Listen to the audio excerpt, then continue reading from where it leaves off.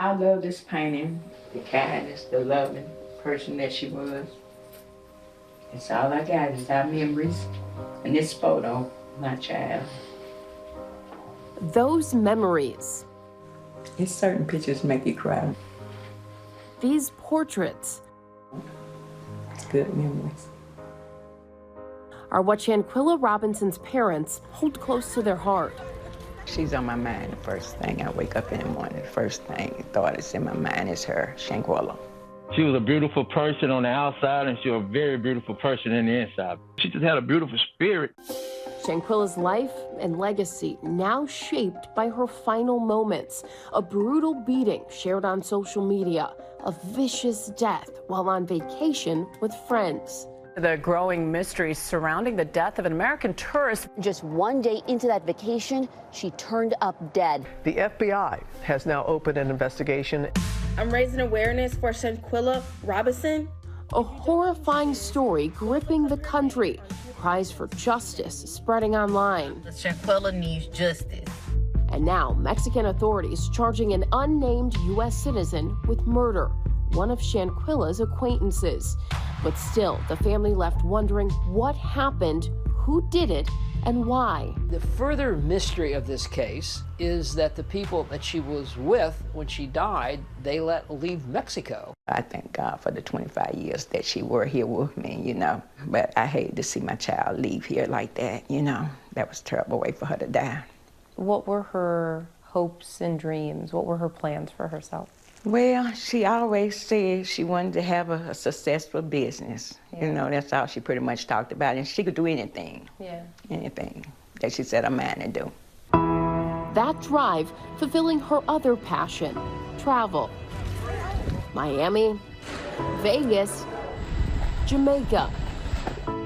And in October, she was heading to San Jose del Cabo, Mexico, a seaside escape with 6 others. She was very excited about it. She called me and I said, well, okay, enjoy yourself. And I'll call you by the time I think you've gotten there. That Friday evening, she seemed very excited about the trip, you know. And she said she was getting ready to eat some tacos. They had a chef there. And I said, okay, love you. I will talk to you tomorrow. Enjoy yourself. And I never spoke with my child again. Not even 24 hours after her daughter landed in paradise, Salamandra says she got a worrying call from one of the friends who told her Shanquella wasn't feeling well. And I said, well, what's wrong with her? And he said, alcohol poisoning. I didn't know what alcohol poisoning was, you know. But he said, the doctor is on the way. And I said, well, how you know alcohol poisoning if the doctor haven't arrived yet? According to the police report, the doctor recommended that Shanquella be taken to the hospital, but the friends allegedly refused. I said, well, why you can't take her to the hospital? You know, take her to the hospital. And he said, well, they say you have to have cash money. I said, well, she has insurance. And he said, well, she need about $5,000 to be seen in the emergency room. Soon after, another series of calls. Salamandra was told an ambulance had arrived, but it was too late. They said that she was responsible and the ambulance was trying to resuscitate her. He said he was sorry that Shanquella had passed. He said it just like that? Just like that. He wasn't even emotionally upset or nothing about it. And I say, well, you know, it was nothing I could do. It's just my heart just crumbled, you know, because I couldn't even get to my child. She's 2,000 miles away.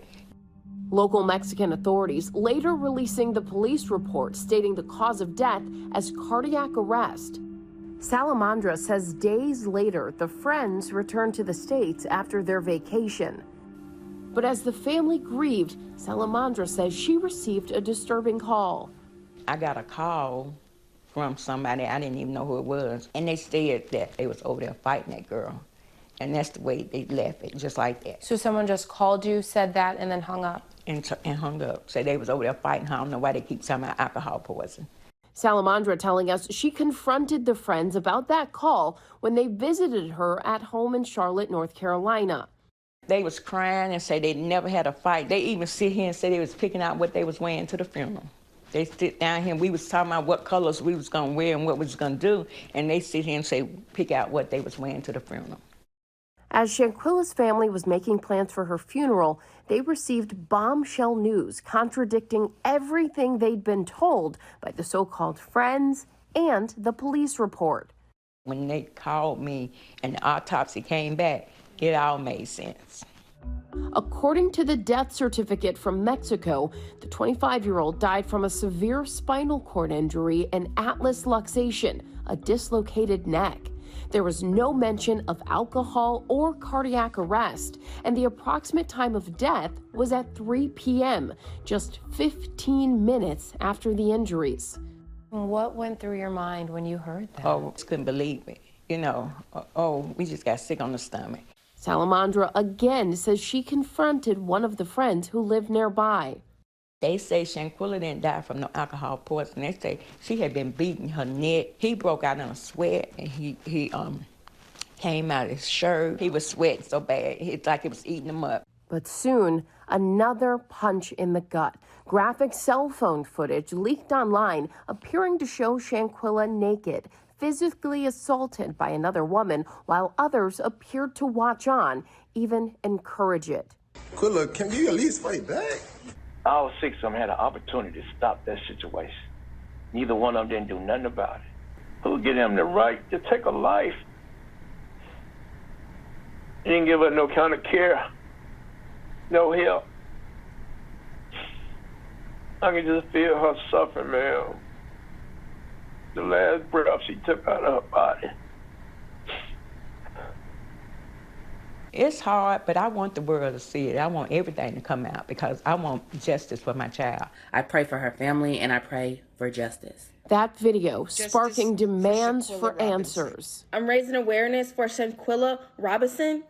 Thousands of people across social media posting justice for Quilla and say her name, and hundreds attending her funeral in solidarity. I just thought she would be burying me, not me burying her, man. When she came through the funeral home, I stood over, man, and I told her, baby girl, you would not die in vain.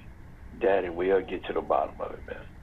But that bottom is often a deep pit. Prosecutors in Mexico are filing charges for femicide, a form of gender-based violence. The reality is it's a homicide case. And it doesn't change what you investigate. It doesn't change what evidence you need to convict somebody. Mexican authorities issued an arrest warrant 2 weeks ago for one of the friends. The prosecutor in Mexico speaking to local news. Responsable de estos hechos a una amiga de ella, que es la agresora en este caso de la agresión directa. Porque realmente no fue riña, es una agresión directa que realizó. But officials aren't releasing any names and no known arrests have been made. Investigators now seeking to extradite the person of interest to face charges in Mexico, which could take a long time. The Mexican warrant is worthless here. No sworn officer or agent has the authority to arrest anybody on a warrant from another country. So it has to be vetted through probable cause and information that the Mexican authorities provide to convert it to a U.S. warrant strictly for the purpose of arresting a person. ABC News has reached out to the so-called friends who were reportedly in Mexico with Shanquella. They haven't responded to our request for comment. The FBI's Charlotte field office is also investigating the case. What for you does justice look like for Shanquella? For them to go back to Mexico and do their 20, 30, 40 years, whatever they give them.